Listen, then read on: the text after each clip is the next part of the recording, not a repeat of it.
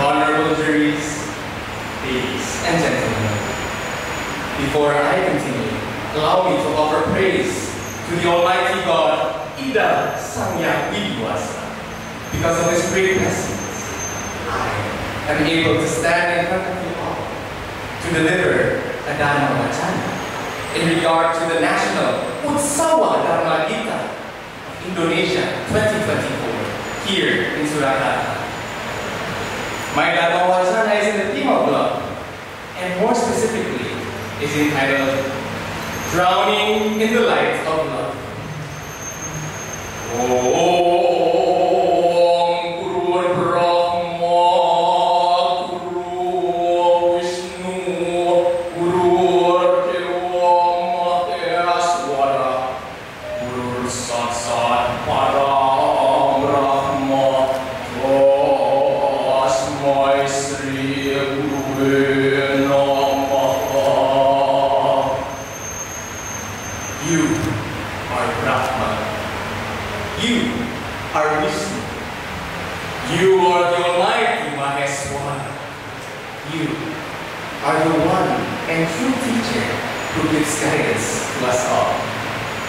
Ladies and gentlemen, we currently live in a time where humanity displays arrogance, greed, and indifferences to others. There's a very small percentage in our lives where we see an act of kindness, sympathy, let alone the will to share with each other. Even if there's a small percentage of that, even if a person or an institution holds humanitarian activities, even by that, it cannot be separated with the desire to show identity, ego, and sometimes use a scenario which in the end is only for personal gain. The root of the meaning of love is an act that we become useful for many people, because to love is to serve. Based on our understanding that the work that we do is an obligation that we should carry out, moreover, it will be very noble if the work that we do is not only to gain profit or use it as some kind of trading theory to be applied, because we always expect profit from the work that we do. In Bhagavad Gita chapter 2, number 47, it is stated, Dharmani ewa dikarasti ma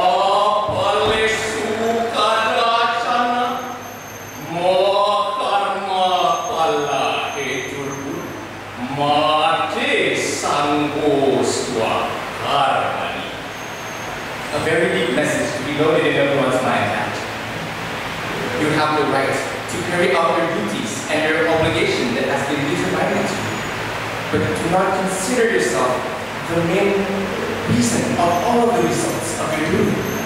And also, you are not entitled for all of the results of only your actions, and do not become in the habit of not fulfilling your duties. The depth of the meaning of this Gita requires us to have the obligation and duties that we should never abandon. Moreover, we should use that as an opportunity for us to become useful and helpful for many beings, because what is most important is to do your best with passion and love, whatever the outcome is, because the process is far more important than just the result. My beloved brothers and sisters, in Bhagavad Gita, chapter 2, number 70, it is stated, Apurya manam achalya prasisam samudram apa pravijanti tatvat kamayan pravijanti sarve sasanti apnoti nakamatami, which means only those who are not affected by the current of desires that flows continuously, like the river into the ocean that is always full, but always remain calm and achieve peace. Not those who always follow their desires and achieve peace. Sometimes, human actions are driven by a dictatorial machine called desire. If we allow that dictatorial machine of desire control our body, and then the gate of anxiety will open up, ready to make life's journey chaotic. learning from this meaningful message about compassion.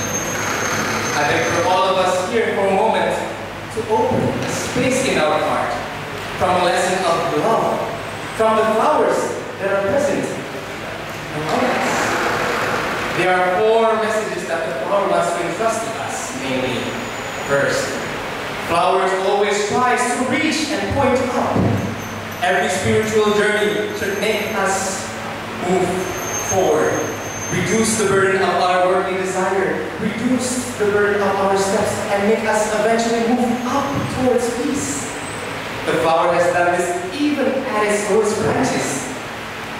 The flower always tries to reach and point up as it's giving us a lesson.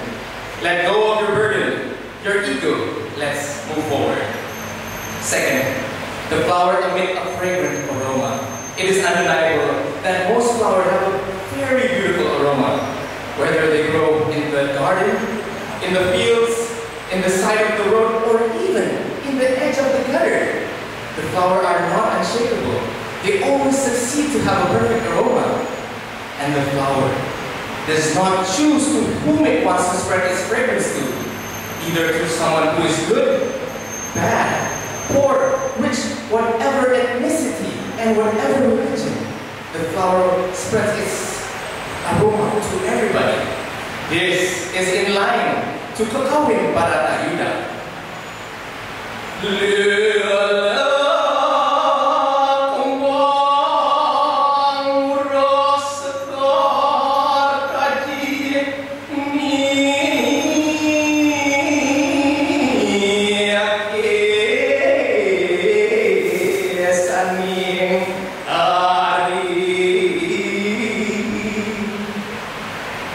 Which in its intrinsic meaning is about a warrior in the battlefield who really wants to live as the flowers, who spreads its fragrance selflessly to everybody, including their enemies. Third, the flower does not demand and do not complain. Life should change because nothing is permanent except that change itself. When the flower must change into fruits, they show us a very important lesson, which is to never expect your life to go accordingly to your wishes. Once you have received happiness, be prepared to accept suffering in the next round. The flower does not complain and do not demand what they have to change into fruits. Fourth, the last and most important lesson that the flower wants to entrust to us all is that when they have to break down and drop to the ground, they show us an invaluable lesson, which is by letting themselves to become fertilizers for the plants around them. This meaningful message about compassion is to be conveyed to us living being that the flowers in the state of deprivation, even when the flowers are suffering, they always try to become useful for other beings. So my question here, ladies and gentlemen, is there anyone here who willingly wants to live like the flowers? My beloved brothers and sisters, within us, there are already seeds of love. If we diligently water the seeds of love and stop watering the seeds of hatred, the only way is to practice the peacefulness of love. One can be as firm as a rock or as refreshing as a morning dew, starting from the warm touches of affection.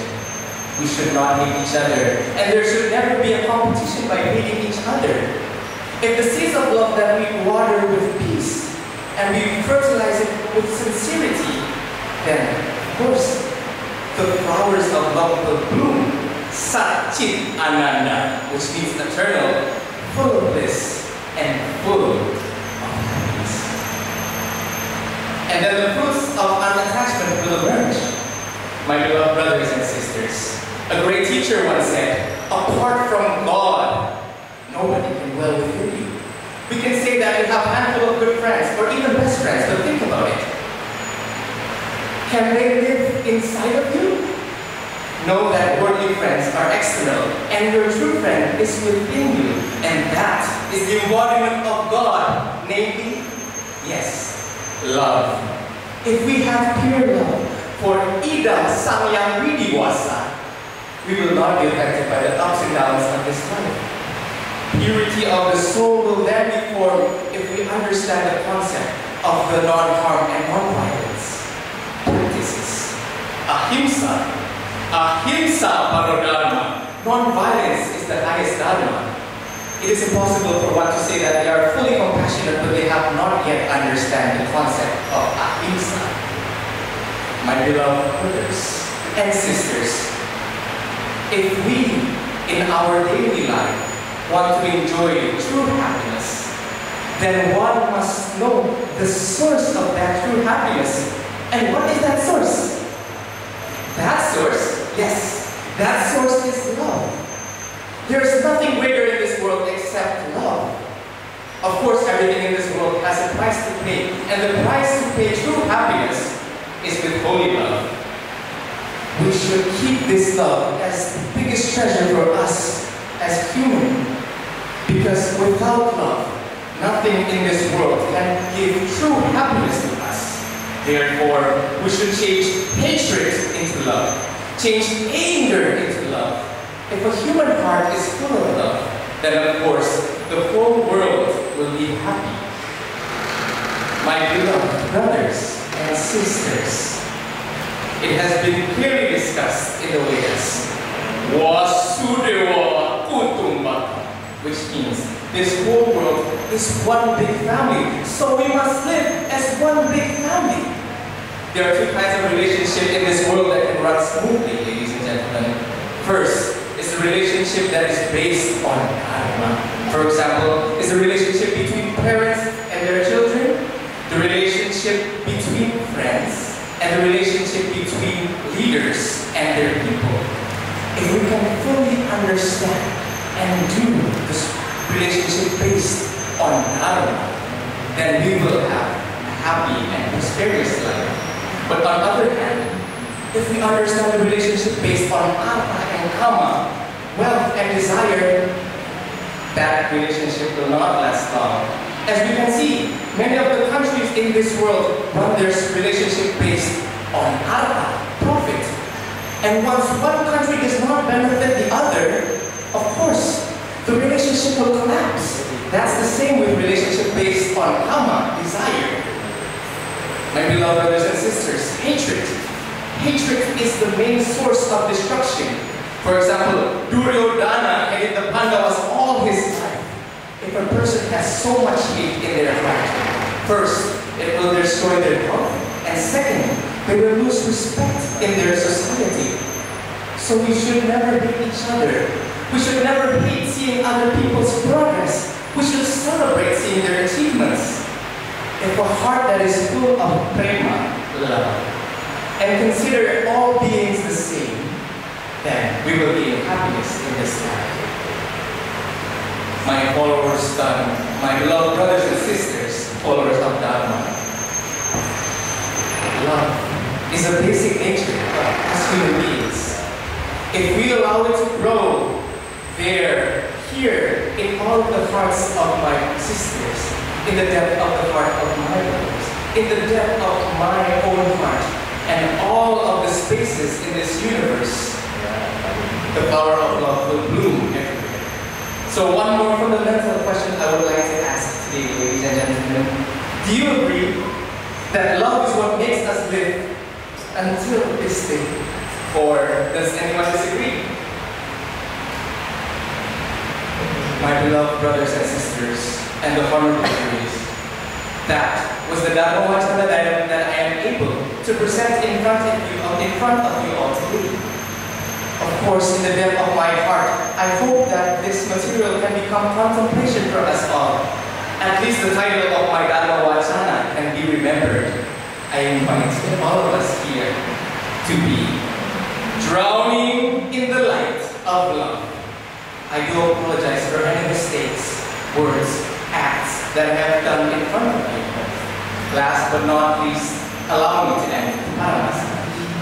Om Santi, Santi, Santi, Om.